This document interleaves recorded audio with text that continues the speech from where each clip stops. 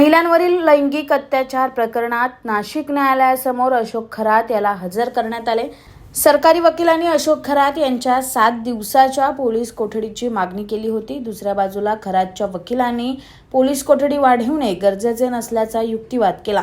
दोन्ही बाजूचे युक्तिवाद ऐकून न्यायालयाने 29 मार्चपर्यंत पोलीस कोठडी सुनावली। महिलांचे लैंगिक शोषण करणाऱ्या अशोक खराताविरोधात तक्रार करणाऱ्या महिलांची संख्या वाढू लागली आहे। सोमवारी सायंकाळपर्यंत अशोक खरात यांच्या विरुद्ध 6 गुन्हे दाखल करण्यात आले होते। युवतीवर लग्नाआधी आणि लग्नानंतर खरातने नाशिक येथील त्यांच्या कार्यालयात अत्याचार केले। याविरोधात पीडितेने सरकारवाडा पोलीस ठाण्यात तक्रार केल्यावर गुन्हा दाखल झाल्यानंतर खरात यांना अटक झाली। नाशिक पोलिसांच्या आवाहनानंतर अनेक पीडित महिला तक्रारीसाठी पुढे येऊ लागल्या आहेत। खरातची पोलीस कोठडी आज संपल्यामुळे त्याला न्यायालयात हजर करण्यात आले। त्यामुळे न्यायालयाने 29 मार्चपर्यंत पोलीस कोठडी वाढवली आहे।